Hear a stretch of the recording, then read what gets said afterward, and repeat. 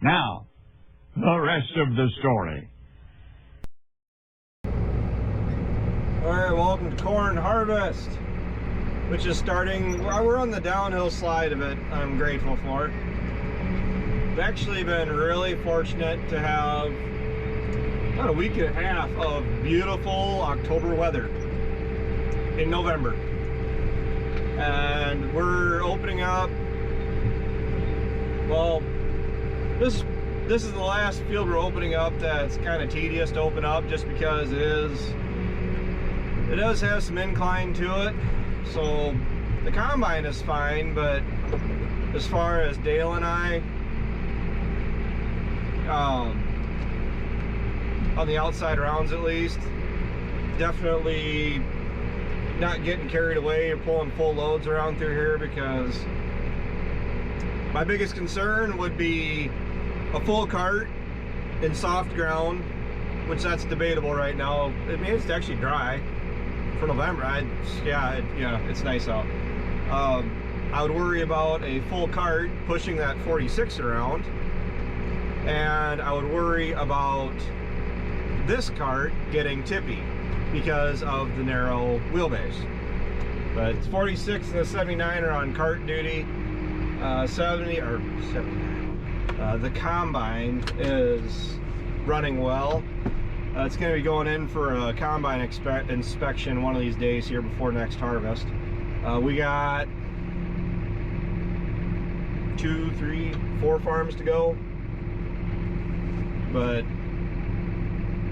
all in all, it's coming off fairly steady, you know, as far as how fast we're getting through it. Hopefully we'll have the farthest away farm done by what is today, Tuesday? Hopefully we're done here the day after tomorrow in the morning.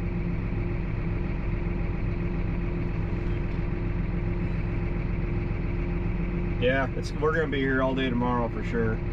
And then we gotta go another 3 miles farther away from home. And once we get that done, everything else is close to home. It's going either in the bin or down the road, but down the road from the home farm is about 25 minutes quicker for the semi to get back. And then I gotta make some fodder yet. We gotta do all of our tillage. Gotta cut some stalks. Gotta haul some bales in. Gotta spoil my cows. And I don't know if I've done a decent update on my feeder calves in a while. But they look nicer, better than what they did when I weaned them off. Definitely one of the things I was lacking this year that I need to do next year for my juniors. Juniors is, you know, short for my calves, my babies. Another source of income for me is I need to at least be making sure that they're getting access to like a protein tub, more minerals, and even a creep feed. Especially everybody that's at the home farm next year, gonna look at giving them oats and a little bit of corn and give it free choice, so hopefully I can get my calves started on grain sometime next summer, and with the protein tub source, hopefully keep my calves growing along well for next year. And then anything that I happen to maybe manage to potentially get out on grass next summer, I'm not going to worry about them quite so much for creep feeding them, just because I don't have a creep feeder or anything that I could set out in the pasture right now. Ideally, that's what I would do, is I'd set one up out in the pasture for any of my calves that are out in grass. But I'm hoping that if they are on decent pasture, plenty of grass, and on their mom, they should grow well. Because I'm looking, in a perfect world, I'd have 49 calves next year. I'm not going to have 49 calves next year. I think 4D is more realistic, but I'm probably going to have some cull cows that need to go. Tempted to buy some bred heifers, not a lot. I'm tempted to buy like 5 like bred red heifers again, because I'm already got a couple cows that are earmarked in my mind that kind of figuring they're not going to produce a calf next year, so I'll be culling them out, and me culling those 3 or 4 out would help pay down those 5 bred heifers I'd be getting next year. I bought a bunch of bred heifers this year. One is a bitch when she has a calf on her. I mean, she's actually, she knows, she avoids you. I can walk through the lot right now and I'm completely unfazed. I mean, she doesn't bother me. When she's got her calf on her calf is weaned off. Next lot over, she leaves me alone. The problem is I worry about, like, my mom. She likes to go out and, like, she'll throw buckets to my cows or the calves.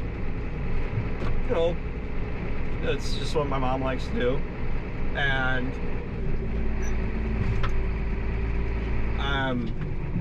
I can't have a cow that is wishy-washy to whether or not I can trust her. I don't need my mom to go out there and have a cow run up on her. So I don't have the patience for that. But I'm looking for more calves next year. I'm looking to definitely do more fertilizer, get my dry fertilizer down on my valley farm, on my hay, regardless. Okay, now the hard part is, where is it not as steep? Because this is kind of like a race car track. Yeah. I guess one of the secrets is just keep going forward, right? That doesn't look that steep. And now the lovely thing about IVTs is just, you adjust the speed a little bit. Gonna drop that down. That is a ditch. We're gonna go this way. Feeling like a complete genius right now because I should have just went back the other way. Whatever. And then you wonder why Dale gets to drive the big grain cart. Granted, this one might be smaller, but it's got its own challenges. At least the 46 has enough ponies to it. He should be able to get out of any binds he gets into. This one, maybe I worry too much. Oh yeah, she's back there. We're digging. Differential lock for the win. Oh yeah, this stuff's heavy. It's dry too. Dry for our standards, 19%. For this year's standards. Yields are good. Like low to mid 200s. Definitely grateful for that. Oops. See, that wasn't so bad.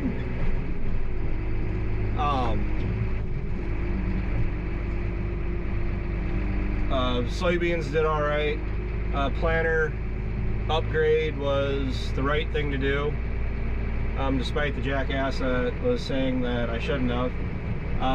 Largely just because our stand, okay, Dale has been around agriculture. He used to farm and everything growing up. I mean, nothing against Dale, but he's helped us last year, he helped us this year, and he made note of how much nicer the corn stand looks this year versus last year, just from evenness, the space of all the plants, versus like at the home farm and last year versus this year. I notice it. I definitely notice it more. The ears are a lot more even, which is what you should expect when they're planted. The seed is planted at the right depth, evenly across the field. You should expect that all your ears should be even, and you're really looking for a copy and paste situation with all your plants that are out there. And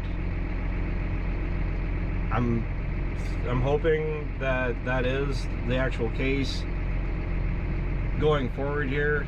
The problem we had this year, granted the better stand was very big. The spotty moisture was an issue, and from what we're starting to gather is maturity dates on different hybrids. If you were planting any like 104, 105 day and up seemed to fare a lot better in the dry weather than the 101 to 103s or less. Just because a longer day hybrid maturity will tolerate dry weather longer because they are not rushing to the finish line like a shorter day, because they cannot wait to reproduce. They have so many days before they mature. Well, the longer they have until the plant becomes mature, the more days it can wait for rain, which I think is what we saw this year. The earlier stuff, it petered out. It didn't quite make it to that rain in September. This year, or the longer hybrids, longer maturity stuff, it was able to wait and held out until that 2 weeks of rain in September, and that's largely what made our yield this year, is pretty much what I'm settling on. I mean, my soybeans did all right. I mean, even for being replanted.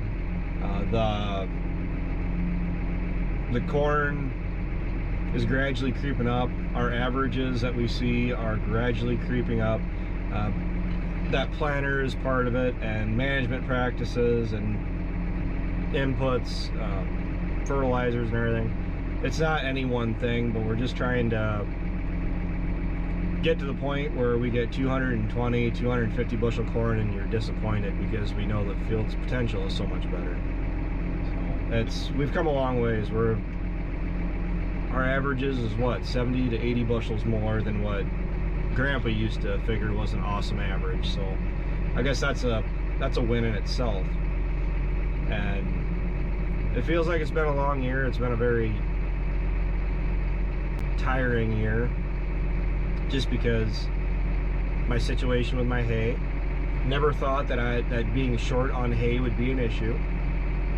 It shouldn't be an issue. Worrying about the crops literally all summer long. Corn is at least proving itself. Beans, I had zero hope for my soybeans until about 5 minutes after I got done harvesting them and I got all my scale tickets back that at least did perform. Oh, you jerk. Let's go this way then. Definitely feel the cart back there, don't get me wrong.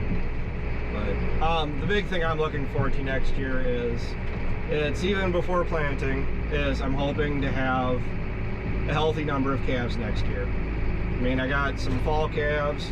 I had that one a little while ago. I have another cow. She's actually the one that I traded from my dad, out of my dad's cows, because I traded him a bunch of my black Angus for the 4 or 5 red Angus that he still had. And she's an older cow. She's a proven cow. The last calf she had was twins, so positive thoughts. I mean, she's really showing signs like she could calve at any time, which I would rather have, because the bull is getting pulled January 1st, whether she's ready or not. And if she isn't bred for next fall again, at least she's written down that she won't be called out just because she isn't bred when we go to preg check them next spring.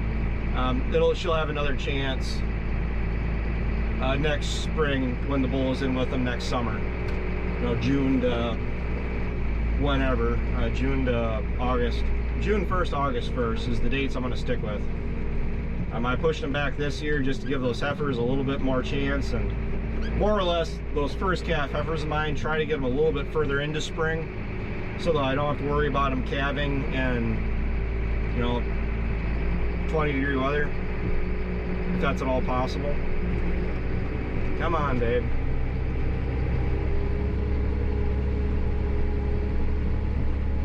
But raise your hand if you're excited for this thing ending up on a chisel plow. Is we got a VT, we got a chisel, all the other stuff I said. The 82 really should end up on the VT. If my brother is planning on running that right away, that's just what the 82 will end up on. And then I'll put this on that Deere 714. If the 82 is not put on tillage duty right away for disking, I'll put the 82 on that Deere 714, and I'll put that case on this. The 79 is chiseling regardless, don't get me wrong. What I I'd like to see is at least get both chisel plows up and running. And I don't know what the weather forecast is. They're calling for rain/snow next Tuesday. But if we are pretty well done with harvest, I'll spend that day switching equipment around, getting carts cleaned out, unhooked, chisel plows locked and loaded and ready to go. And then there goes the combine. We probably have most of our tillage done in about a week if we got both chisel plows. One chisel plow running for sure pretty well as long as it can, and then if we have the second one, we're kind of complementing that from here and there. I'm looking to be done with the majority of our field work by December 1st. That doesn't include hauling manure. Got a bunch of that to haul out, and then again it's right back to feeding my calves until I decide to sell them, and then keeping a close eye on my cows until late March, early April. So I'm looking forward to that.